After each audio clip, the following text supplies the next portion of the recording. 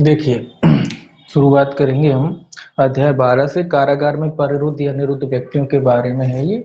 उनकी हाजिरी कैसे कराई जाएगी जब कभी न्यायालय में बुलाना होता है ना, जो जेल में बंद व्यक्ति होते हैं उनको कैसे तामील की जाएगी, उनको कैसे बुलाया जाएगा, तो तामील के बारे में है ये।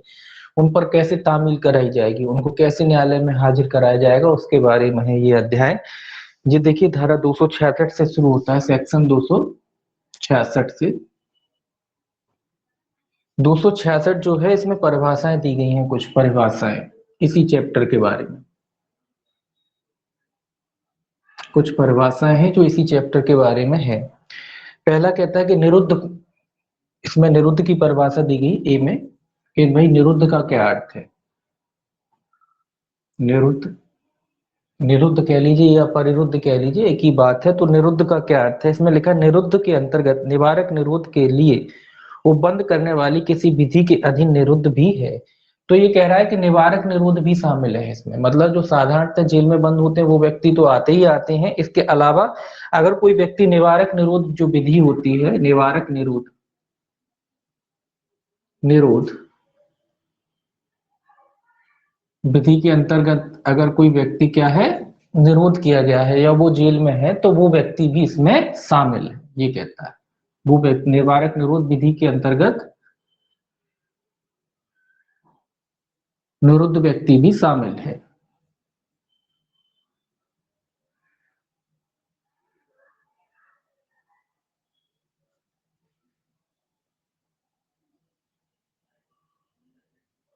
इसका मतलब क्या है, जो साधारण जेल में बंद होते हैं वो तो है ही, साधारण विधि के अधीन जो दंड भुगत रहे होते हैं, जो जेल में होते हैं वो भी आते हैं। और साथ ही साथ जो निवारक निरोध जो अधिनियम है या निवारक विधियां जो बनाई गई हैं उनके अधीन अगर कोई व्यक्ति जेल में है या कारागार में है तो वो व्यक्ति भी इसके अंतर्गत आते हैं। ठीक है। दूसरा परिभाषा देखिए क्या कहता है दूसरा कारागार का अर्थ बताता है कि कारागार क्या है। कारागार मतलब जेल से ही है यहाँ। इसमें लिखा है कारागार के अंतर्गत ऐसा कोई स्थान जिसे राज्य सरकार साधारण विशेष आदेश द्वारा अतिरिक्त जेल घोषित करे। तो जेल तो आते ही आते हैं, है ना। परिभाषाएं क्या होती, कोई स्पेस अलग से कोई जो जो चीजें हैं कंफ्यूजन ना रहे, इसीलिए उसमें एक्स्ट्रा जो क्या क्या चीजें आती हैं वो बता देती हैं। परिभाषाएं केवल उन्हीं शब्दों को परिभाषित करती हैं जहां दिक्कत आती है ना, केवल उन्हीं को, बाकी जहां दिक्कत नहीं होती वहां परिभाषा की जरूरत नहीं होती। तो ये कह रहा है कि भाई कारागार में क्या आता है, कोई भी स्थान, कोई ऐसा स्थान, तो इसमें लिखा है ऐसा स्थान, कौन सा स्थान, ऐसा स्थान जिसे राज्य सरकार, राज्य सरकार याद रखें, राज्य सरकार साधारण या विशेष आदेश से, साधारण या विशेष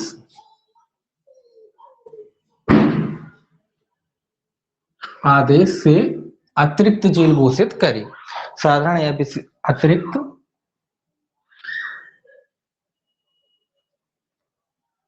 अतिरिक्त जेल घोषित करे।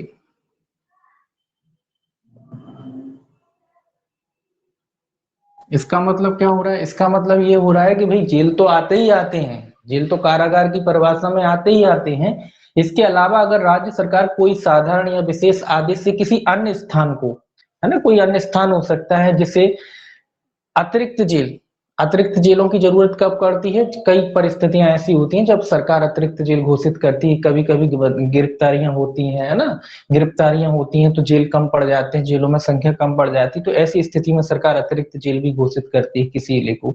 अतिरिक्त जेल कोई भी किसी भी जगह को बनाया जा सकता है, तो वो चीजें जो है वो भी जेल की परिभाषा में आएंगी। जेल तो आते ही आते हैं, इसके अलावा अगर राज्य सरकार साधारण या विशेष आदेश से किसी स्थान को अतिरिक्त जेल घोषित करती है तो वो भी इसकी परिभाषा में आते हैं। ठीक है। दूसरा है इसमें, पहला पॉइंट था इसका जेल का, दूसरा पॉइंट कहता है इसका कोई सुधारालय, बोस्टन संस्था या इसी प्रकार की अन्य संस्था। तो जो सुधारालय वगैरह होते हैं वो भी जेल की परिभाषा में आते हैं, इस परिभाषा, इस चैप्टर के अनुसार। सुधारालय, सुधारालय जहां आप देखा होगा बच्चों को, बालकों को रखा जाता है ना, सुधारालय, बोस्टन संस्थाएं होती हैं या ऐसी कई संस्थाएं होती हैं जहां महिलाओं को रखा जाता है ना,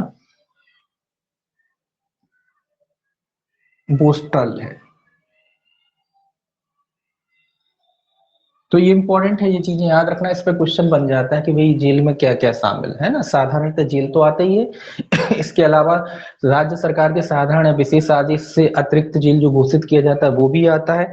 इसके अलावा सुधार संस्था या भोजन संस्था या इसी प्रकार की अन्य संस्थाएं, अन्य संस्था जो होती है इसी प्रकार की, वो भी क्या आती है, जेल की परिभाषा में आती है। तो ये भी याद रखना कि सुधारालय होते हैं, बोस्टन संस्था होती है, या अन्य कोई संस्थाएं होती हैं जो इसी प्रकार की संस्थाएं हैं, तो वो भी क्या मानी जाएंगी, वो भी जेल की परिभाषा में मानी जाएंगी, उनको भी जेल माना जाएगा इस चैप्टर के अनुसार। ठीक है, अब देखिए इंपॉर्टेंट परिभाषा, इससे क्वेश्चन बनता है। ठीक है ना, इसको ध्यान रखेंगे। सेक्शन 267, 267 कहता है बंदियों को हाजिर कराने की अपेक्षा करने की शक्ति। तो बंदियों को हाजिर कर, बंदी मतलब जो कारागार में बंद हैं उन व्यक्तियों के बारे में कह रहा है, बंदियों,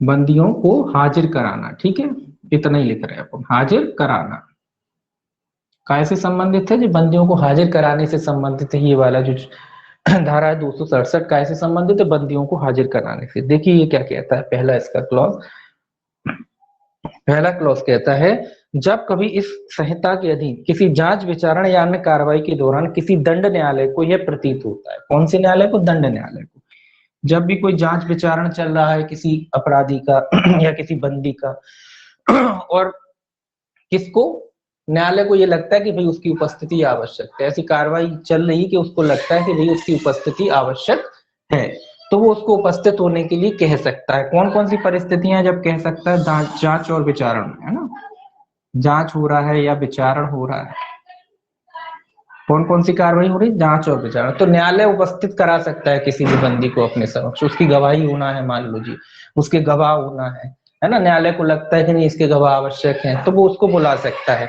तो इसके लिए पहला एक कहता है कारागार में परिरुद्ध या निरुद्ध व्यक्तियों को किसी अपराध के आरोप का उत्तर देने के लिए या उसके विरुद्ध किन्हीं कार्रवाइयों के प्रयोजनों के लिए न्यायालय के समक्ष लाया जाना चाहिए। अथवा कब न्यायालय बुला सकता है, जब वही मैंने कहा ना, न्यायालय को लगता है कि किसी प्रश्न का उनको उत्तर देना चाहिए, प्रश्न का उत्तर, प्रश्न का उत्तर के लिए, कौन सा प्रश्न, कोई भी प्रश्न हो सकता है, जो अपराध उसने किया उसी से संबंधित कोई ना कोई प्रश्न होगा, इसमें लिखा है, उत्तर देने के लिए, उसके विरुद्ध किन्हीं कार्रवाइयों के प्रयोजनों के लिए न्यायालय के समक्ष, या कोई भी कार्रवाई जो उसके विरुद्ध हो रही है उसका जवाब उसे देना है, या न्यायालय को लगता है कि नहीं उसकी उपस्थिति जरूरी है, तो न्यायालय क्या कर सकता है, उसको समन जारी कर सकता है। इसमें भी समन ही होता है। ठीक है, तो ये क्या कह रहा है, न्यायालय उसको बुला सकता है। कब बुला सकता है, जब न्यायालय को आवश्यक लगता है, उसकी गवाही होना आवश्यक है, तो न्यायालय उस व्यक्ति को अपने समक्ष बुला सकता है। दूसरा कहता है न्याय के उद्देश्यों के लिए आवश्यक है कि ऐसे व्यक्तियों की साक्षी के रूप में परीक्षा की जाए, या न्यायालय को लगता है कि भी साक्षी के रूप में इसकी परीक्षा की जानी चाहिए, साक्षी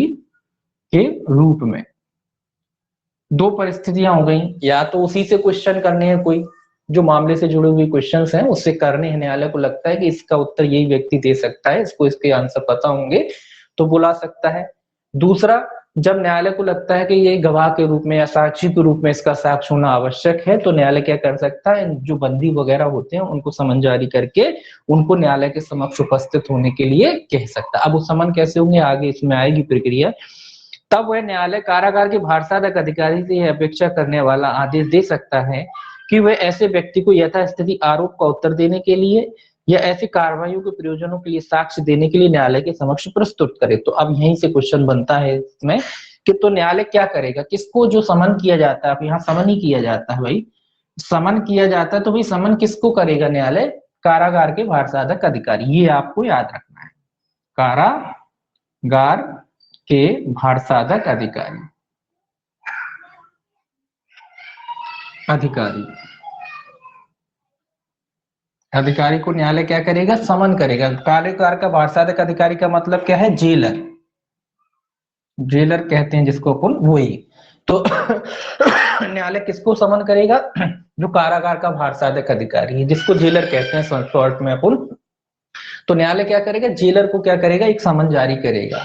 समन जारी करके क्या करेगा, जो भी तारीख होगी, जिस तारीख को न्यायालय को उनको बुलाना है, वो समन की तामील किस पे कराएगा, जेलर पे कराएगा। वो जेलर किस पे कराएगा, जेलर जो बंदी है उन पे कराएगा। चूंकि बंदी पे डायरेक्ट इसीलिए नहीं होगी कि बंदी अभी जेल में निरुद्ध है, तो किस पे समन की तामील की जाएगी, समन की तामील कराई जाएगी जेलर पे। और जेलर की जिम्मेदारी होगी कि जो न्यायालय ने आदेश किया है समन में उपस्थित होने के लिए, वो क्या करे, उस व्यक्ति को न्यायालय के समक्ष उपस्थित कराए। तो ये किसकी जिम्मेदारी होगी, ये जेलर की जिम्मेदारी होगी, है ना।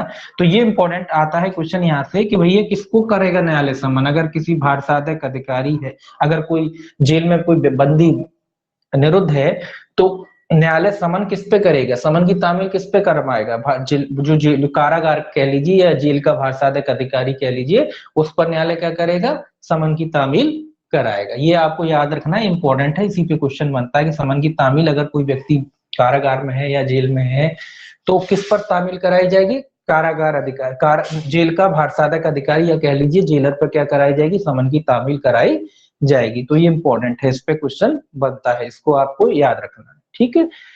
अब आगे देखिए दूसरा पॉइंट इसका, ये पहला पॉइंट था, अभी इसका ये दूसरा, हाँ ये पहला था, अब इसका देखिए दूसरा, दूसरा पॉइंट क्या कहता है। दूसरा कहता है जहां उपधारा 1 के अधीन कोई आदेश द्वितीय वर्ग मजिस्ट्रेट द्वारा दिया जाता है, वहां वह कारागार के भारसाधक अधिकारी को तब तक भेजा नहीं जाएगा जब भेजा जाएगा या उसके द्वारा उस पर तब तक कोई कार्रवाई नहीं की जाएगी जब तक कि वे मुख्य न्यायिक मजिस्ट्रेट द्वारा प्रति हस्ताक्षरित ना हो जिसके अधीनस्थ वह मजिस्ट्रेट है।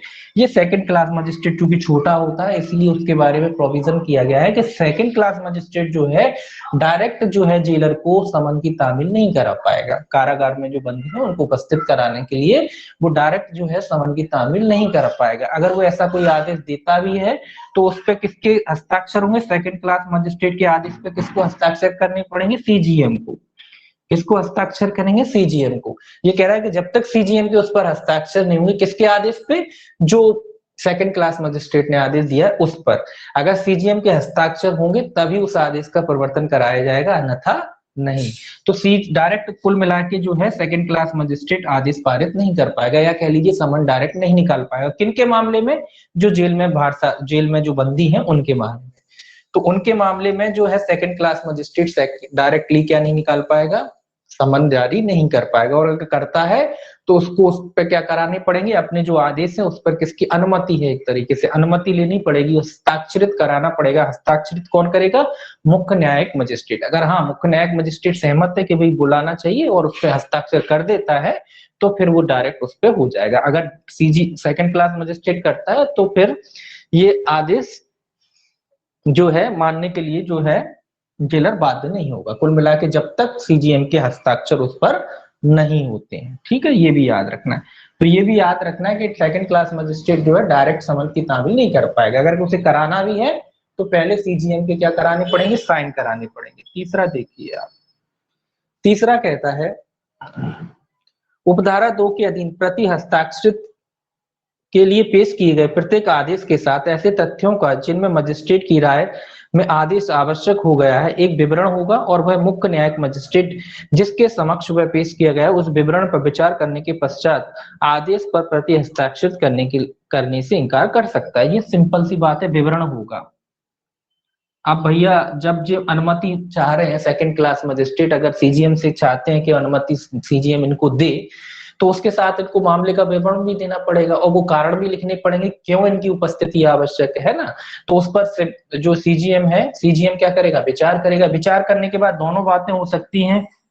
विचार करने के बाद क्या कर सकता है सीजीएम, अनुमति दे भी सकता है और मना भी कर सकता है, जैसा वो उनका बॉस है वो, है ना। उसे अगर लगता है कि नहीं जो सेकंड क्लास मजिस्ट्रेट का आदेश ठीक है और अनुमति देनी चाहिए तो वो अनुमति दे देगा। अगर उसे लगता है कि अनुमति नहीं देनी चाहिए तो वो अनुमति देने से क्या करेगा, इनकार भी कर सकता है। तो उसके साथ जो मामले का वो जो सीजीएम के पास भेजेंगे अनुमति लेने के लिए, उसके साथ क्या रहेगा, मामले का विवरण भी देना पड़ेगा। साथ साथ ये भी देना पड़ेगा कि क्यों ये अनुमति चाहते हैं, क्यों वो बंदी को न्यायालय के समक्ष उपस्थित कराना आवश्यक है। हाँ अगर उनकी, अगर कह लीजिए सेकंड क्लास मजिस्ट्रेट की बात से सीजीएम सहमत हो जाते हैं तो वो अनुमति दे सकते हैं, अन्यथा वो क्या कर सकता है, अनुमति देने से मना भी कर सकता है। ऐसा नहीं कि सेकंड क्लास मजिस्ट्रेट ने उनसे कहा तो वो अनुमति देने के लिए बाध्य नहीं है। अगर सेकंड क्लास मजिस्ट्रेट के आदेश से वो संतुष्ट है, उसको लगता है कि नहीं वैध वजह है, वैध वजह तो वो अनुमति दे सकता है, अन्यथा वो क्या कर सकता है, अनुमति देने से इनकार भी कर सकता है। ये आपको याद रखना है। देखिए अब आगे, अब देखिए आप इसका अगला सेक्शन, सेक्शन जो है 268। सेक्शन 268 है, ये कहता है धारा 267 के परिवर्तन से कतिपय व्यक्तियों को अपवर्जित करने की राज्य सरकार की शक्ति। ये क्या है, ये उपस्थिति से छूट देने की शक्ति है। मतलब राज्य सरकार, ऐसे कुछ व्यक्ति हो सकते हैं जिसको राज्य सरकार बिल्कुल रोक लगा देगी कि भाई इनको क्या है, इनको न्यायालय में पेश नहीं किया जाएगा। वो कौन व्यक्ति होते हैं, बहुत सारे इसमें लिखा है, देखिए। तो ये राज्य सरकार क्या कर सकती है उस पर, धारा 267 के अंतर्गत, इसमें सीधा लिख लेते हैं कि राज्य सरकार की शक्ति इसमें धारा 267 के प्रवर्तन पर, सेक्शन 267 के प्रवर्तन पर रोक है। कौन लगाता है, राज्य सरकार लगाती है, राज्य सरकार, ये भी याद रखना है। ये पावर किसको है, राज्य सरकार को है। धारा 267 में जो समन किया गया है उपस्थिति के लिए किया गया है, कारागार में जो व्यक्ति बंदी हैं उनकी उपस्थिति के लिए है, लेकिन उनकी उपस्थिति पर रोक लगा सकती है। कौन लगा सकता है, ये क्वेश्चन ये बनता है, राज्य सरकार लगा सकती है। राज्य सरकार रोक लगा सकती है कि भाई इस बंदी को आप न्यायालय में पेश नहीं करेंगे। ऐसी क्या स्थिति है कि रोक लगाती है, ऐसी नीचे लिखा हुआ है। देखिए कई बंदी कई खतरनाक तरीके के होते हैं, उनको लगता है राज्य सरकार को कि भाई जब न्यायालय में जाएंगे हो सकता है उक्तपात हो या व्यवस्था भंग हो जाए, ऐसी कई परिस्थितियां होती हैं। तो राज्य सरकार कहती है कि भाई इनका ट्रायल के लिए आपको इनको न्यायालय में बुलाने की आवश्यकता नहीं है। तो उस पर रोक लगा सकती है कि भैया ये आदमी बड़ा, जैसे कई होते हैं ना मोस्ट वांटेड होते हैं, मान लीजिए इंटरनेशनल स्तर के कोई आतंकवादी हैं, या मान लीजिए बहुत पावरफुल टाइप के लोग हैं, अब इनको अगर जेल से बाहर निकाला तो काफी दिक्कत हो सकती है ना, ले जाने आने में, हो सकता है फरार हो जाए, हो सकता है व्यवस्थाएं गड़बड़ा जाए।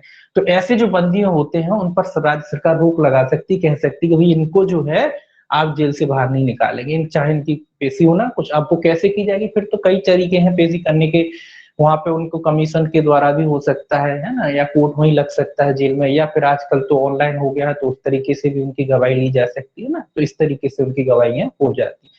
तो उनके उपस्थिति पर रोक लगा सकती है, कौन लगा सकती है, राज्य सरकार लगा सकती है। देखिए ये क्या कहता है इसमें, पहला क्लॉज, पहला क्लॉज कहता है राज्य सरकार उपधारा 2 में विनिर्दिष्ट बातों को ध्यान में रखते हुए किसी समय साधारण या विशेष आदेश द्वारा यह निर्देश दे सकती है कि किसी व्यक्ति को या किसी वर्ग के व्यक्ति को उस कारागार से नहीं हटाया जाएगा जिसमें उसे या उन्हें परिरुद्ध या निरुद्ध किया गया है, और तब जब तक कि ऐसा आदेश प्रवर्त रहे धारा 267 के अधीन दिया गया कोई आदेश, चाहे वह राज्य सरकार के आदेश के पूर्व किया गया हो या उसके पश्चात, ऐसे व्यक्ति या ऐसे वर्ग के व्यक्तियों के बारे में प्रभावी न होगा। ये क्या कह रहा है भाई, ये कह रहा है कि भाई जब राज्य सरकार ने किसी भी वर्ग के कोई भी व्यक्ति हो सकते हैं ना, किसी भी वर्ग का कोई व्यक्ति, किसी भी वर्ग का, है ना, किसी भी वर्ग का कोई भी व्यक्ति हो सकता है, कोई व्यक्ति, कोई व्यक्ति, किसी भी वर्ग का कोई व्यक्ति हो साधारण या विशेष आदेश से, ये तो आप जानते हैं, साधारण या विशेष आदेश से, साधारण या विशेष आदेश से राज्य सरकार क्या लगा सकती है, उनकी उपस्थिति पर रोक लगा सकती है, रोक लगा सकती, रोक लगा सकती, लगा सकती। साधारण या विशेष आदेश से राज्य सरकार क्या कर सकती है, किसी भी व्यक्ति की उपस्थिति पर रोक लगा सकती है। साधारण और विशेष आदेश किसी भी तरीके से, किसी भी वर्ग का कोई भी व्यक्ति हो सकता है, उसकी उपस्थिति पर, कहाँ उपस्थिति होना है, न्यायालय, उस पर सरकार क्या लगा सकती है, रोक लगा सकती है कि भाई ये फलाने कैटेगरी का व्यक्ति है, इसको आप न्यायालय में उपस्थित नहीं कराएंगे। इस पर सरकार क्या लगा सकती है, रोक लगा सकती है। ठीक है, अब बात आती है कि भाई अगर मान लो एक कंडीशन है कि मान लो न्यायालय ने आदेश दे दिया था उपस्थिति के लिए, आज की तारीख में न्यायालय ने उपस्थिति के लिए, या मान लीजिए कल की तारीख में पहले दिया उपस्थिति के लिए, परसों, आज मान लो जो भी तारीख है 14 तारीख है आज आज न्यायालय ने आदेश दिया, मान लो 12 को दिया, ये मान लीजिए 12 को दिया न्यायालय ने आदेश, क्या करा कि भाई इनको ये जो बंदी है बंदी है, इसको साफ 15 तारीख को आपको क्या करना है, कोर्ट में पेश करना है। ये न्यायालय ने आदेश किया है, ठीक है। अभी सरकार ने कोई आदेश नहीं दिया। अब सरकार ने कल की तारीख में, आज नहीं, आज तो हाँ, आज मान लो 14 है, आज की तारीख में क्या किया सर, राज्य सरकार ने क्या दे दिया, आदेश दे दिया कि भाई इस बंदी को, जो जिस बंदी की जिस न्यायालय ने पहले आदेश दे रखा है, इसको क्या करना है, इसको न्यायालय में आप पेश नहीं कर सकते, या कह लीजिए रोक लगा दी, इसकी उपस्थिति पर रोक लगा दी सरकार ने। अब बात आती कि भाई जो न्यायालय ने पहले आदेश दिया था, पहले ही दे चुका था न्यायालय आदेश, और राज्य सरकार ने क्या करा है, आज की तारीख में रोक लगाई है, तो क्या जी न्यायालय का आदेश परिवर्तन में रहेगा या नहीं रहेगा, बात ये आ रही है ना। तो ये बात ये है कि जब न्यायालय का आदेश भले ही पहले का हो या बाद का हो, अगर सरकार ने ये आदेश पर रोक लगा दी है तो ये न्यायालय का आदेश अपने आप क्या हो जाएगा, खत्म हो जाएगा, चाहे वो बाद में दिया गया हो चाहे वो पहले दिया गया हो, है ना। ये भी याद रखेंगे कि अगर राज्य सरकार ने आदेश जारी कर दिया है, रोक लगा दी है, तो न्यायालय का कोई भी आदेश हो, चाहे वो पहले का आदेश हो या बाद का आदेश, वो अपने आप में क्या हो जाएगा, समाप्त हो जाएगा, खत्म हो जाएगा, ठीक है। जो उपस्थिति का न्यायालय ने आदेश जारी किया है, वो आदेश क्या होगा, अपने आप में क्या हो जाएगा, खत्म हो जाएगा। जैसे ही राज्य सरकार रोक लगाती है, चाहे न्यायालय ने आदेश राज्य सरकार के आदेश से पहले दिया हो या बाद में दिया, उससे कोई फर्क नहीं पड़ता। आदेश जो न्यायालय का है वो अपने आप में क्या हो जाएगा, समाप्त हो जाएगा, ये आपको याद रखना है, ठीक है। अब दूसरा देखिए इसका क्लॉज, दूसरा कहता है उपधारा 1 के अधीन कोई आदेश देने के पूर्व राज्य सरकार निम्नलिखित बातों का ध्यान रखेगी, अर्थात ये राज्य सरकार कुछ बातों का ध्यान रखेगी जब वो आदेश पारित करेगी। तो कौन कौन सी बातें हैं, पहला ए कहता है उस अपराध का स्वरूप जिसके लिए या वे आधार जिन पर उस व्यक्ति को या उस वर्ग के व्यक्तियों को कारागार में परिरुद्ध या निरुद्ध करने का आदेश दिया गया। तो ये कह रहा है अपराध का स्वरूप, ये मतलब अपराध का, काय का स्वरूप, अपराध का मतलब अपराध की गंभीरता को भी ध्यान में रखा जाएगा। जब इस तरीके का आदेश न्यायालय द्वारा दिया जाता है तो न्यायालय ये भी देखेगा कि भाई ये जो अपराध इस व्यक्ति ने किया है ये कितना गंभीर किस्म का है और किस लेवल का अपराध है ना, वो अपराधी की कैटेगरी क्या है, ये सारी चीजें न्यायालय क्या करेगा, ध्यान में, तो सॉरी राज्य सरकार क्या करेगी, आदेश जारी करते समय ध्यान में रखेगी। दूसरा है, कॉमन सी बातें हैं ये तो, दूसरा है यदि उस व्यक्ति को या उस वर्ग के व्यक्तियों को कारागार से हटाने की अनुज्ञा दी जाए तो लोक व्यवस्था में विघ्न की संभावना है। क्या है, लोक व्यवस्था, लोक व्यवस्था को भी ध्यान में रखेगी कि भैया जब इस व्यक्ति को हटाया जाएगा तो उससे लोक व्यवस्था भंग हो सकती है। मैंने बताया ना कई लोग इतने पावरफुल होते हैं, उनको जनता का सपोर्ट होता है, भले ही वो गलत है लेकिन कोई एक विशेष वर्ग जो होता है उनका क्या करता है, उनको फॉलो करता है। अब अगर मान लीजिए ऐसे कोई व्यक्ति है, उनको अगर जेल से निकालेंगे तो उनके फॉलोवर आ जाएंगे, है ना, भले ही वो गलत आदमी लेकिन उनके लाखों करोड़ों फॉलोवर हैं, वो आ जाएंगे, व्यवस्था भंग होगी, है ना, हो सकता है उनको छुड़ा ले जाए, हो सकता है कोई ऐसी घटना हो जाए जो नहीं होना चाहिए। तो इस तरीके से इन इन घटनाओं से बचने के लिए राज्य सरकार इस चीज को भी ध्यान में रखेगी कि भाई जब उसको हटाएंगे तो ऐसा तो नहीं कि लोक व्यवस्था में विघ्न आदि पैदा हो। तो इन सारी चीजों को न्यायालय क्या, सॉरी राज्य सरकार क्या करेगी, आदेश पारित करते समय ध्यान में रखेगी।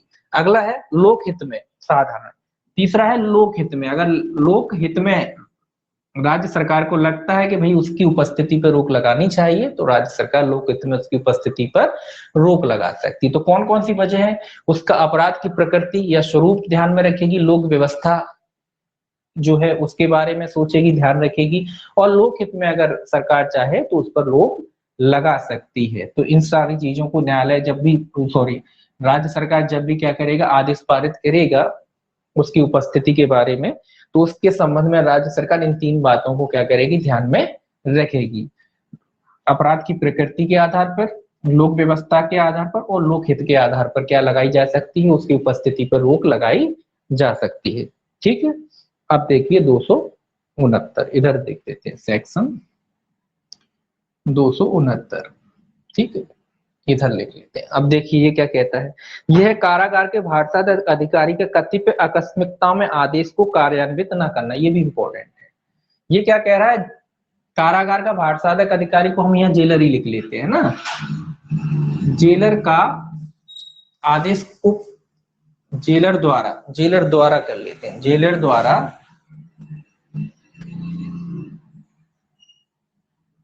आदेश का प्रवर्तन ना कराया जाना।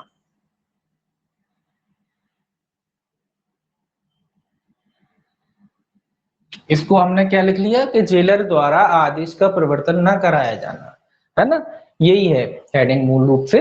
मतलब जो न्यायालय ने आदेश दिया है तो जेलर उसका पालन नहीं करा रहा है। अब वो परिस्थितियां कौन सी हैं जब जेलर जो न्यायालय का आदेश का पालन नहीं कराएगा, ये भी इंपॉर्टेंट है। ये सेक्शन भी इंपॉर्टेंट है और ये भी इंपॉर्टेंट है, जो अंदर फैक्ट आएंगे ये भी याद रखना है। तो न्यायालय ने आदेश तो दिया है ना। न्यायालय ने आदेश दिया है कि भाई जो जेल में निरुद्ध व्यक्ति है उसको न्यायालय में पेश किया जाए, लेकिन जेलर साहब पालन नहीं कराएंगे उसका, जेलर आबद्ध नहीं है। तो वो कौन सी परिस्थितियां हैं जब जेलर न्यायालय के आदेश मानने के लिए बाध्य नहीं है? वो दी गई है 269 में, ये याद रखना है सेक्शन आप, 269 में दी गई है। जब जेलर जो है न्यायालय की परिस्थिति, जो न्यायालय ने आदेश पारित किया है उसको मानने के लिए क्या नहीं है, आबद्ध नहीं है या बाध्य नहीं है। ठीक है, देखिए कहा इसमें लिखा है पहला 269 में, जहां वह व्यक्ति जिसके बारे में धारा 267 के अधीन कोई आदेश दिया गया है ना। 267 में क्या आदेश दिया गया था? 267 में न्यायालय में उपस्थित होने के लिए आदेश दिया गया था। जो जेल में बंदी हैं या कैदी हैं उनकी उपस्थिति से संबंधित आदेश दिया गया था। अब लेकिन जेलर साहब उनका आदेश नहीं मानेंगे। कौन सी परिस्थितियां जब जेलर साहब उनकी आदेश मानने के लिए बाध्य नहीं है? ए देखिए पहला ए क्या कहता है इसमें, ये याद रखना है, ये पूछा जाता है क्वेश्चन। बीमारी या अंग सहतिल के कारण कारागार से हटाने जाने के योग्य नहीं है। मतलब बीमारी, कोई कैदी है जो कैसा है, बीमार है, बीमारी या अंग सहतिल। अंग सहतिल मतलब इस तरीके की कंडीशन में नहीं है कि उसको न्यायालय में पहुंचाया जाए या ले जाया जाए।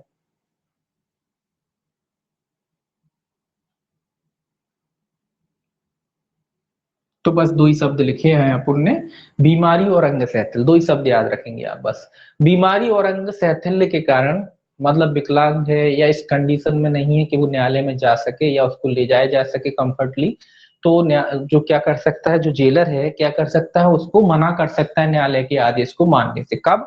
जब वो कैदी है, बीमार है या अंग सहतिल्य के कारण वो स्थान से नहीं हटाया जा सकता, इस कंडीशन में नहीं है कि उसे एक स्थान से दूसरे स्थान ले जाया जाए। तो जो जेलर है या कह लीजिए जो कारागार का भारसाधक अधिकारी है वो क्या कर सकता है, उसको जो न्यायालय का आदेश है उसको मानने से क्या कर सकता है, इनकार कर सकता है, उसको मानने की उसे आवश्यकता नहीं है। बी देखिए क्या कहता है। बी कहता है विचारण के लिए सुपुर्दगी के अधीन है या विचारण के लंबित रहने तक के लिए या प्रारंभिक अन्वेषण तक के लिए प्रतिपेक्षणाधीन है। विचारण के लिए सुपुर्दगी के अधीन है, ये भी याद रखेंगे, के लिए सुपुर्दगी।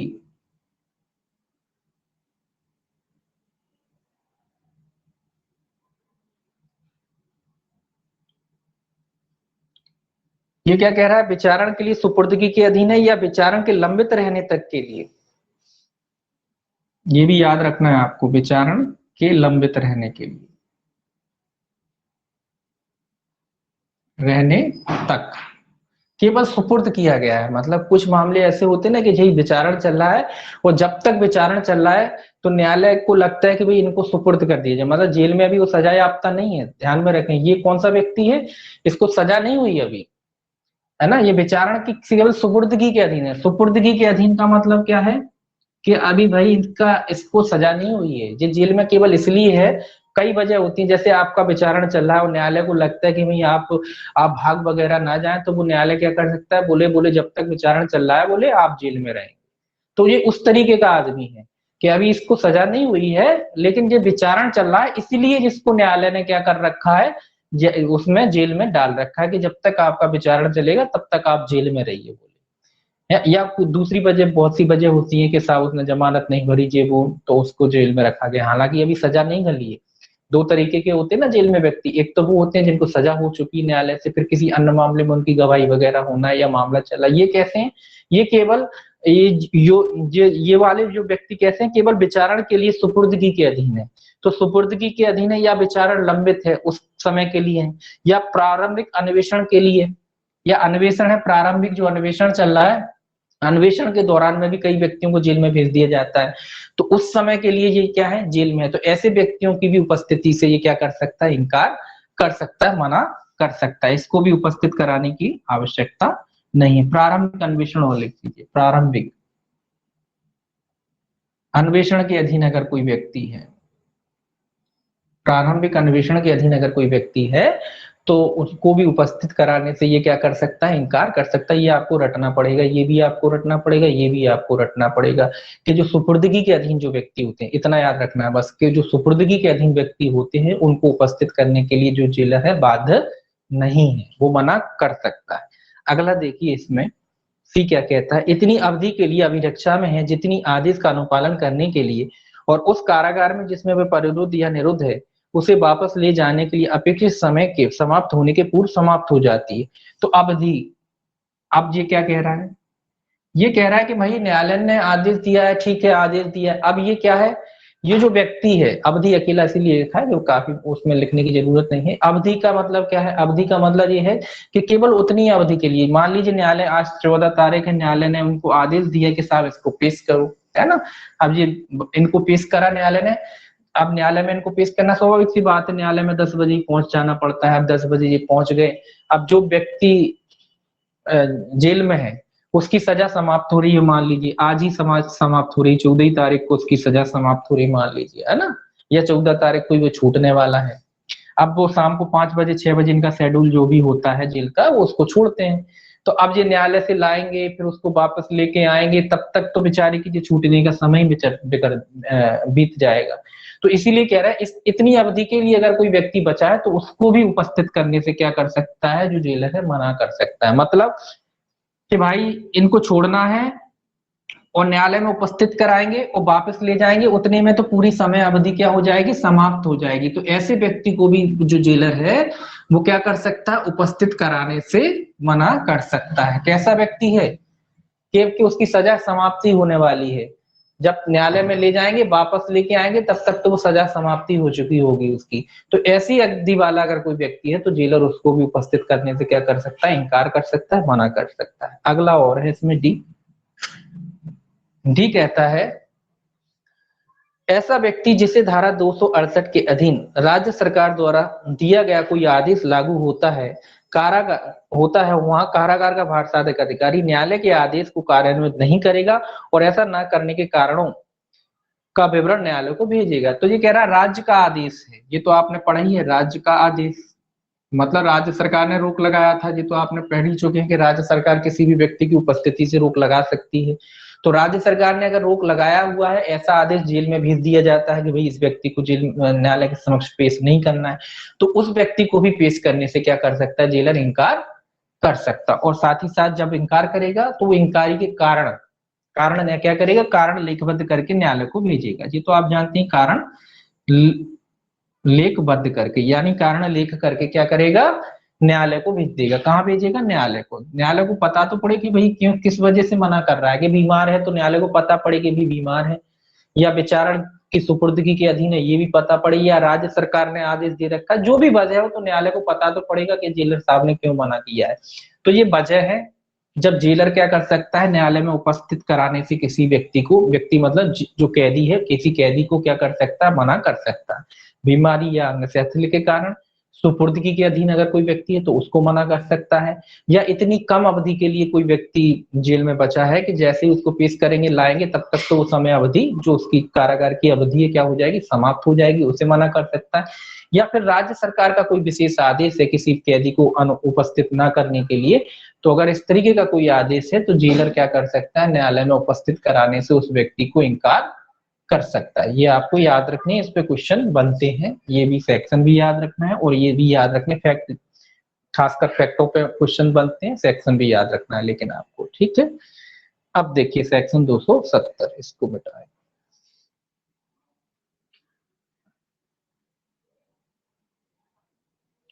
सेक्शन है 270,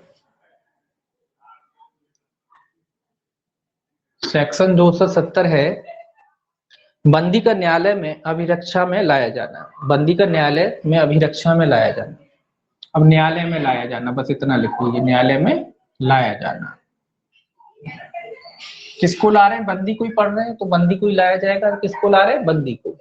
अब देखिए ये क्या कहता है, ये कहता है धारा 269 के उपबंधों के अधीन रहते हुए कारागार का वार्तात्मक अधिकारी धारा 267 की उपधारा 1 के अधीन दिए गए और जहां आवश्यक है वहां उसकी उपधारा 2 के अधीन सम्यक रूप से प्रति हस्ताक्षरित आदेश के परिधान पर अंतिम आदेश में नामित व्यक्ति को ऐसे न्यायालय में जिसमें उसकी हाजिरी अपेक्षित है भिजवाएगा, जिसमें वह आदेश में उल्लिखित समय पर उपस्थित हो सके, और उसे न्यायालय में उसके पास अभिरक्षा में तब तक रखा जाएगा जब तक कि उसकी परीक्षा न कर ली जाए, या जब तक न्यायालय उसे उस कारागार को जिसमें वह परिरुद्ध है वापस ले जाने के लिए प्राधिकृत ना करे। ये तो आप जानते ही हैं। अब ये सिंपल सी बात है, इसमें तो कोई खास ही बात नहीं है।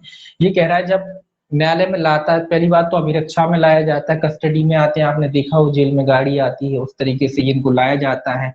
और कब तक इनको रखा जाता है, इसके अलावा लॉकअप भी बना रहता है जेल, वो क्या कहते हैं न्यायालय में, तो उस लॉकअप में इनको रखते हैं, है ना। और जब न्यायालय जितने समय पे बुलाया है उतने समय पे इनको ले जाया जाता है। और तब तक ये ऐसा नहीं कि भैया न्यायालय में ले गए 1 घंटा 2 घंटा खड़े रहे, बोले न्यायालय में हुई नहीं पेशी भग जाए, नहीं। जब तक न्यायालय मजिस्ट्रेट इनको आदेश नहीं देता वापस कारागार में जाने का, तब तक ये वहीं रहते हैं। ठीक है, तो न्यायालय द्वारा आदेश दिया जाता है इन्हें। वो ये कब तक रहेंगे, या तो उनकी परीक्षा हो जाती है, फिर उसके बाद न्यायालय आदेश पारित करता है वापस जेल में जाने का, तो ये उसी के बारे में कह रहा है। तो पहले क्या कह रहा जाएगा, अभिरक्षा में ले जाया जाएगा इनको, है ना। और कब तक रखा जाएगा, जब तक ये मान लीजिए इनकी परीक्षा नहीं हो जाती या न्यायालय द्वारा इनको आदेश वापस जाने का नहीं दे दिया जाता है, तो तब तक ये क्या करेंगे, न्यायालय में उपस्थित रहेंगे। ठीक है, तो सिंपल है, इसमें कुछ खास नहीं है। तो ये कब तक रहेंगे, जैसे जेल से वापस आते हैं वैसे फिर न्यायालय द्वारा, मजिस्ट्रेट द्वारा इनको वापस जेल में सुपुर्द करने का आदेश भी दिया जाता है कि भाई इनको अब इनका बयान हो गया, अब इनको वापस क्या करा जाए, जेल भेजा जाए, है ना। तो उस तरीके का आदेश नहीं हो जाता, तब तक ये क्या रहेंगे, जेल में रहेंगे। ऐसा नहीं कि अपनी मर्जी से पुलिस वाले बोले आ गए और चले गए। पुलिस वाले क्या, किसी के लिए भी ये ऐसा नहीं होता है, जिसकी भी साक्षी गवाही होती है, ऐसा नहीं कि 1 घंटा बैठे 2 घंटा बैठे, बोले अभी गवाही नहीं हो रही बस बैठ के चल दिए और फिर कह रहे हम तो 2 घंटा बैठ के चले गए। ऐसा नहीं होता कोर्ट में। आप बुलाया है तो आपको पूरे दिन रहना पड़ेगा जी, आज जब तक मजिस्ट्रेट आपको वापस जाने का आदेश नहीं देता तब तक आपको रहना पड़ेगा। तो ऐसे ही इनके मामले में है, कॉमन सा है। देखिए अब 271 क्या कहता है, 271 कहता है कारागार में साक्षी की परीक्षा के लिए कमीशन जारी करने की शक्ति। ये कमीशन की शक्ति है। कई मैंने बताया ना, अब राज्य सरकार ने मान लो रोक लगा दी या कोई ऐसा कह दी है कि जिसको उपस्थित नहीं करा रहे, तो उसके लिए फिर कमीशन जारी किया जा सकता है। कमीशन का मतलब क्या, कोई भी न्यायालय का अधिकारी हो सकता है या कोई मजिस्ट्रेट ही हो सकता है। तो उसको क्या करते हैं, उसको ऑफिसर बना के भेज दिया जाता है, वो जाके उसके गवाही वगैरह लेके आता है वहीं से, है ना। तो उसके बारे में है ये कहता है कारागार में परिरुद्ध या निरुद्ध किसी व्यक्ति को साक्षी के रूप में परीक्षा के लिए धारा 284 के अधीन कमीशन जारी करने की न्यायालय की शक्ति इस अध्याय के उपबंधों का कोई प्रतिकूल प्रभाव नहीं पड़ेगा। और अध्याय 23 के खंड खा के उपबंध कारागार में ऐसे व्यक्ति की कमीशन पर परीक्षा करने के संबंध में वैसे ही लागू होंगे जैसे वे किसी अन्य व्यक्ति की कमीशन पर परीक्षा करने के संबंध में लागू होंगे। तो ये सिंपल सा ये धारा ये कह रहा है कि भैया न्यायालय की जो कमीशन जारी करने की शक्ति है उस पर ये भी जो अध्याय है या ये जो धारा है कोई प्रतिकूल प्रभाव नहीं पड़ेगा। कोई भी आदेश उस पर प्रतिकूल प्रभाव नहीं पड़ेगा। मतलब ये है कि प्रतिकूल प्रभाव पड़ने के कोई ऑब्जेक्शन ही, भले ही सरकार ने भी रोक लगाया हो तो भी कमीशन की शक्ति पे कोई प्रतिकूल प्रभाव नहीं पड़ने वाला। क्यों नहीं पड़ने वाला, कि कमीशन तो सीधा सीधा जेल में जाएगा। जो भी कमीशन, जो अधिकारी को नियुक्त किया जाएगा, कमिश्नर नियुक्त किया जाएगा, वो क्या करेगा, न्यायालय जेल में जाएगा और जो कैदी वगैरह है उसका क्या करेगा, गवाही वगैरह जो भी लेना है, जो न्यायालय ने प्रश्न बनाए हैं या जो भी मामले से संबंधित बातें हैं उनसे, उनके बारे में सवाल जवाब करेगा और उसके बारे में लिखित में उसका लेके चला आएगा। कमिश्नर कौन नियुक्त हो सकता है, कमिश्नर कोई भी व्यक्ति नियुक्त हो सकता है, कोई भी अधिकारी नियुक्त हो सकता है, न्यायालय का कोई अधिकारी है वो भी नियुक्त हो सकता है, या मजिस्ट्रेट, अगर कोई अन्य मजिस्ट्रेट है तो उसको भी कमिश्नर बनाया जा सकता है। तो वो जाके क्या करेगा, वो जाके जैसे नॉर्मली कमीशन होता है वही कमीशन है, कोई अलग से कमीशन नहीं कि कोई अलग से इनके लिए कमीशन बने, सेम वही कमीशन है जो नॉर्मल होता है। किसी भी न्यायाधीश अधिकारी को या किसी भी अन्य अधिकारी को कमिश्नर के रूप में नियुक्त किया जा सकता है। वो या तो अपने हिसाब से या फिर न्यायालय ने जैसा सुझाया हो, उसे जैसे बताए हो उन प्रश्नों को जाके उस व्यक्ति से करता है। प्रश्न करने के बाद क्या करता है, वो लेके आता है, वो फिर क्या होते हैं, साक्ष्य में गिरा होते हैं। ऐसे ही माना जाता है उनके वो जो साक्ष्य या जो गवाही दी गई है वो न्यायालय के समक्ष ही दी गई, क्योंकि वो भी न्यायाधीश ही होता है, न्याय अधिकारी ही होता है ना। तो उसको कमिश्नर बना दिया जाता है, वो डायरेक्ट जाके क्या कर सकता है, वो जेल में जाएगा, वहां पर उसके साक्ष्य लेकर के चला आएगा। ठीक है, तो इस तरीके से कमिश्नर नियुक्त किया जा सकता है, या कह लीजिए कमीशन बनाया जा सकता है। ये था आपका अध्याय 22। जो अध्याय 22 है जो कारागार में निरुद्ध व्यक्तियों के बारे में है, या कह लीजिए कारागार में जो निरुद्ध व्यक्ति होते हैं उनके समन के बारे में है ना। अब समन से संबंधित एक और चैप्टर था जो पहले पढ़ा होगा आपने, कौन सा चैप्टर था आपको याद है? समन से पहले कौन सा चैप्टर पढ़ा था? फिर नॉर्मल समन भी थे, ये वाला कौन सा समन है? ये कारागार में निरुद्ध व्यक्तियों के लिए समन है ना, ये भी समन ही है। ठीक है, ये उपस्थिति के लिए क्या करा जाता है, समन ही किया जाता है, तो ये उसी के बारे में। अभी देखिए थोड़ा और देखते हैं।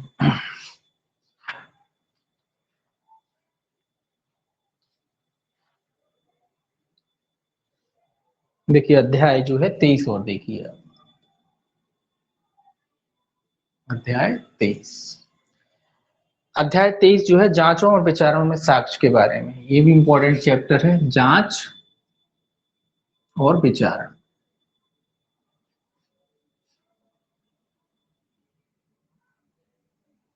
जांच और विचारण में क्या है, साक्ष्य में साक्ष्य।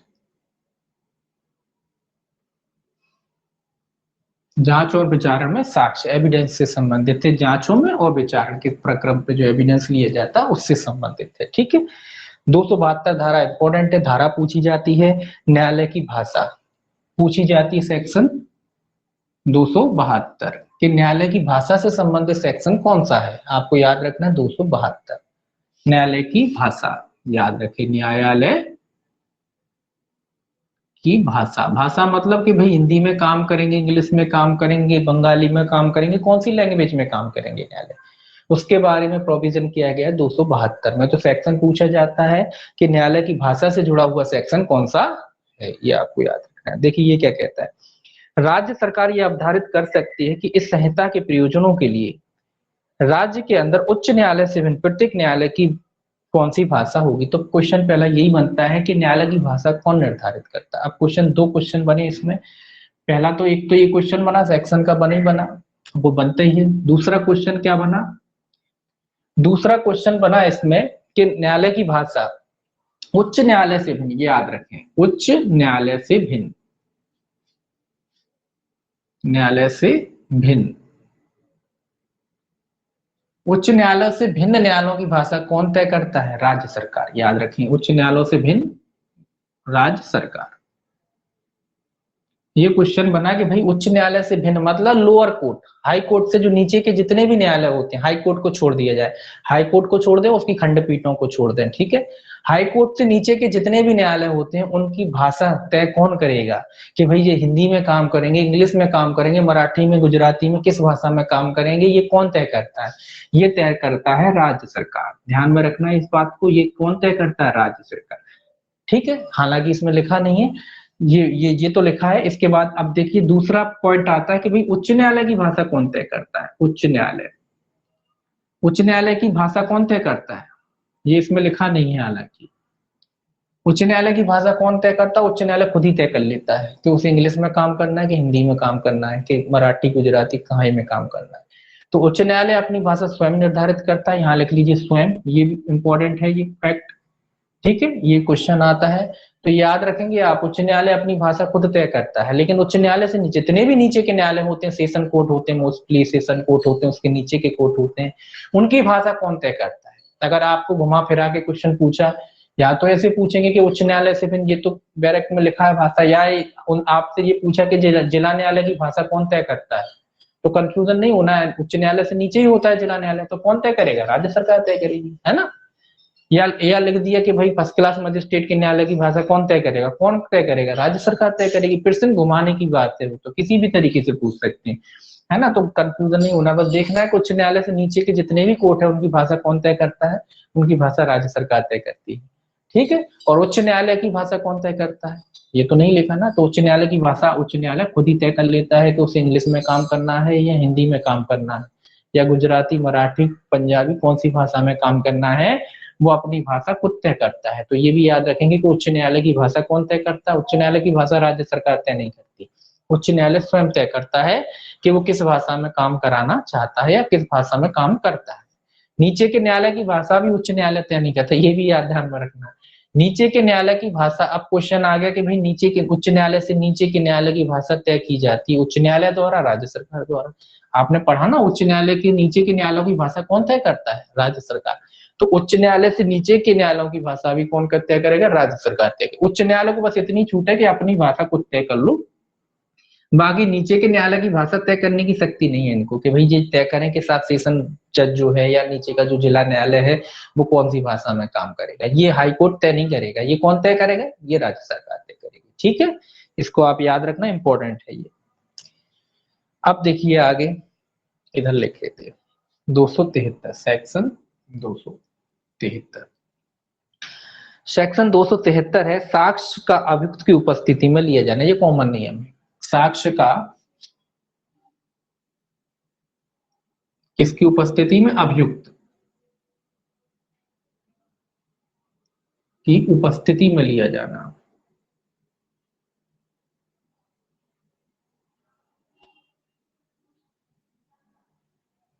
ये कॉमन सी बात है, आप जानते हैं कि कोई भी साक्ष्य होगा, ऐसा नहीं कि भैया अभियुक्त की अनुपस्थिति में साक्ष्य हो जाए, अभियुक्त को पता ही नहीं। जिस व्यक्ति के खिलाफ कार्रवाई चल रही, साधारणतः नियम, प्राकृतिक नियम यही कहता है कि भाई उसकी उपस्थिति में साक्ष्य लिया। आपके खिलाफ मान लो हम कोई कार्रवाई कर रहे हैं और आपके पीठ पीछे ही गवाही हो जाए, आपको क्या पता क्या हुआ। तो ये कॉमन नियम है, ये कहता है कि भाई जो भी साक्ष्य लिए जाएंगे, अगर जो अभियुक्त है तो उसकी उपस्थिति में ही लिए जाएंगे। ये देखिए क्या कहता है, ये कहता है अभियुक्त रूप से जैसा उपबंधित उसके सिवाय विचारण या अन्य कार्रवाई के अनुक्रम में लिया गया सब साक्ष्य अभियुक्त की उपस्थिति में या जब उसे व्यक्तिगत हाजिरी से अभिमुक्त दी गया है तब उसके प्लीडर की उपस्थिति में लिया जाएगा। ये सिंपल सी बात लिखा है कि भैया सिंपल, इसमें तो लिखने की जरूरत नहीं है, सीधा सीधा ये कह रहा है कि कोई भी साक्ष्य हो वो किसकी उपस्थिति में लिया जाएगा? अभियुक्त की उपस्थिति में लिया जाएगा। हाँ, अगर उसे व्यक्तिगत उपस्थिति से अगर छूट दे रखी है, कई बार छूट दे दी जाती है या वो छूट चाहता है, वो छूट दे दी गई न्यायालय द्वारा, तो उसके प्लीडर या वकील की उपस्थिति में क्या लिया जाएगा? साक्ष्य लिया जाएगा। क्योंकि प्लीडर और वकील की उपस्थिति मानी जाती है कि अभियुक्त की ही उपस्थिति है। मान लो आपका कोई मामला चल रहा है और न्यायालय ने आपको छूट दे रखी, तो आप जब वकील के माध्यम से उपस्थित होते हैं, तो वकील के माध्यम से उपस्थित होते हैं, इसका मतलब क्या है? आप ही उपस्थित हुए हैं।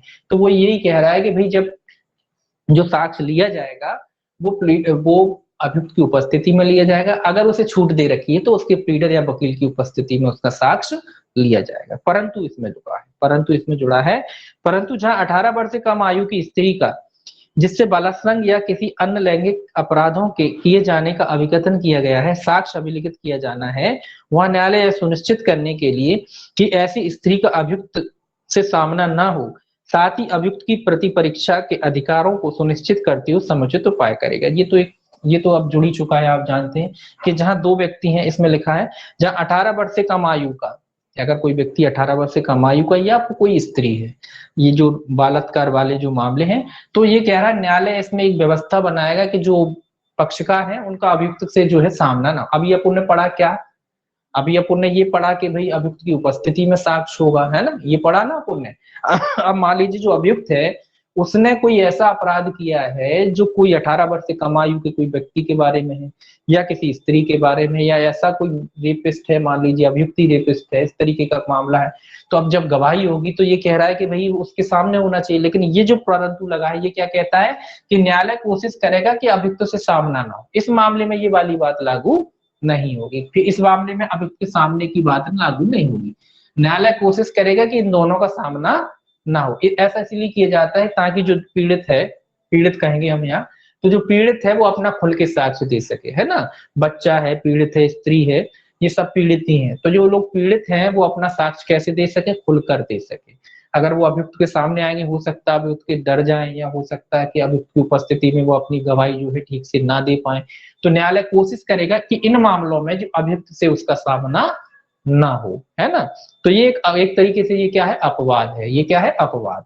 ये क्या है? अपवाद है कि इस कौन कौन से अपवाद है? 18 वर्ष से कम, है ना, 18 वर्ष से कम हो गया, स्त्री हो गया है, और बलात्कार वाले जो घटनाएं हैं वो वाले केस हो गए। तो ये तीन चीजें क्या है, इसका अपवाद है, जिसमें न्यायालय कोशिश करेगा कि आपस में चाहे अभियुक्त और इन लोगों का सामना ना हो, है ना, इस तरीके की व्यवस्था न्यायालय द्वारा करी जाएगी। कई तरीके होते हैं फिर उसके भी कि आपस में एक दूसरे को दिखाई ना दें, या इसको यहाँ खड़ा करा लिया उसको अलग खड़ा करा लिया, बहुत सी वजह होती है, बहुत से तरीके हैं न्यायालय के पास, तो न्यायालय उस तरीके से कर सकता है। या खासकर तो आजकल तो बहुत सुविधा हो गई, तो जब इस तरीके के जो मामले होते हैं तो वीडियो कॉन्फ्रेंस के द्वारा करा लेता है न्यायालय, कि वीडियो कॉन्फ्रेंस में अभियुक्त तो दिखता है इन लोगों को, लेकिन अभियुक्त को ये लोग नहीं दिखते, तो इस तरीके से भी गवाही हो जाती है। तो कुल मिला के न्यायालय क्या करेगा, न्यायालय कोशिश करेगा कि भाई इनका सामना आपस में ना हो पाए। ठीक है, स्पष्टीकरण अभियुक्त का लिखा ही था, आपने जो पढ़ा है कि अभियुक्त का क्या अर्थ है। ठीक है, अब देखिए सेक्शन 274 क्या कहता है। सेक्शन 274 कहता है समन मामलों और जांचों में अभिलेख। कौन से मामले हैं, समन मामले, समन मामलों और जांचों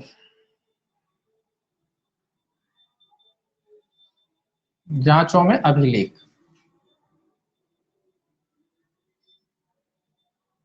देखिए समन मामलों और जांचों में अभिलेख से संबंधित है 274। ये कहता है, देखिए पहला कहता है इसमें पहला क्लॉज कहता है मजिस्ट्रेट के समक्ष विचारित सब समन मामलों में धारा 145 से 148 तक की धाराओं के अधीन, जिनके अंतर्गत ये दोनों धाराएं भी हैं 145 से 148 तक, पहले तो ये याद रखिए, दोनों धाराएं इसमें इंक्लूड है, शामिल हैं।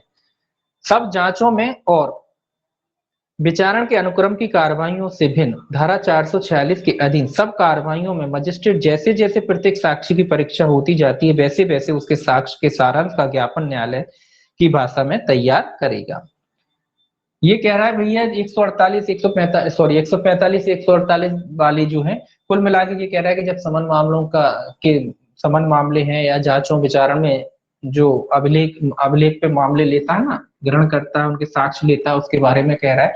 तो ये कह रहा है जैसे जैसे, बस इतना याद रखना है, जैसे जैसे कथन होते जाएंगे, अभियुक्त के जैसे जैसे कथन होते जाएंगे, सारांश में मतलब संक्षेप में, सारांश में क्या करेगा, उनके कथन लेखबद्ध करता जाएगा, मतलब क्रम जैसे होते जाएंगे वैसे न्यायालय क्या करेगा, सारांश में उनके कथन अभिलिखित करता जाएगा, सारांश में कथन अभिलिखित करता जाएगा।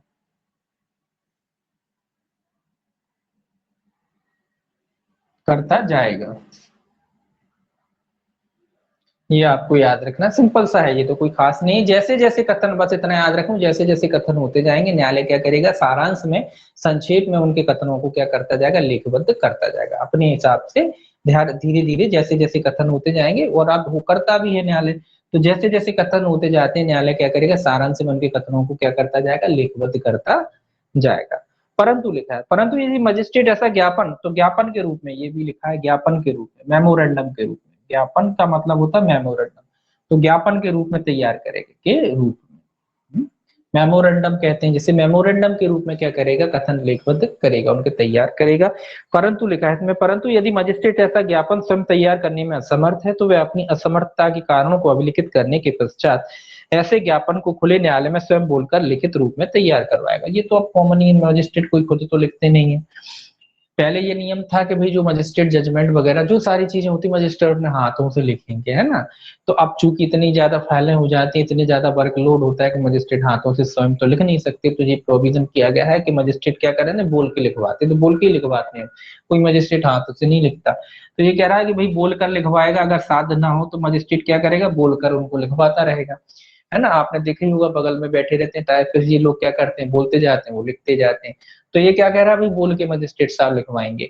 तो आजकल कोई मजिस्ट्रेट नहीं लिखता अपने हाथों से, पुराने जमाने में कुछ मजिस्ट्रेट थोड़ा बहुत लिखते भी थे, अब तो बिल्कुल ही नहीं लिखते, जब से जो नियम आया तब से तो वो बस साइन के अलावा कुछ नहीं करते, पढ़ लेते साइन कर देते हैं और बस बोल, कुछ लिखा बड़ी कुछ नहीं करते। तो ये वही कह रहा है कि मजिस्ट्रेट क्या करेगा, बोल करके लिखवाएगा और वो लोग लिख सकते हैं, उस पर मजिस्ट्रेट फिर अपने साइन वगैरह कर देता है। ठीक है, दूसरा कह रहा है ऐसे ज्ञापन पर मजिस्ट्रेट हस्ताक्षर करेगा और वह अभिलेख का भाग होगा। जो ज्ञापन तैयार किया गया है, दूसरा पॉइंट, उस पर क्या करेगा मजिस्ट्रेट, हस्ताक्षर करेगा। हस्ताक्षर का मतलब अब ये हो जाएगा कि जी साहब मजिस्ट्रेट साहब ने ढंग से पढ़ लिया, समझ लिया और मजिस्ट्रेट साहब ने ही इसे लिखा है, ऐसा माना जाएगा। उस पर मजिस्ट्रेट क्या करेगा, हस्ताक्षर करेगा, इसमें सिग्नेचर करेगा, हस्ताक्षर। ये भी कॉमन सी बात है।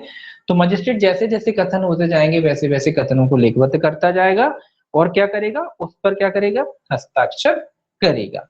ये समन मामले हो गए। अब अपन कल से पढ़ेंगे वारंट मामले, ठीक है। और थोड़ा टाइम चेंज करेंगे आज का, अगर किसी को दिक्कत, 1 मिनट रुकिए थोड़ा सा मैं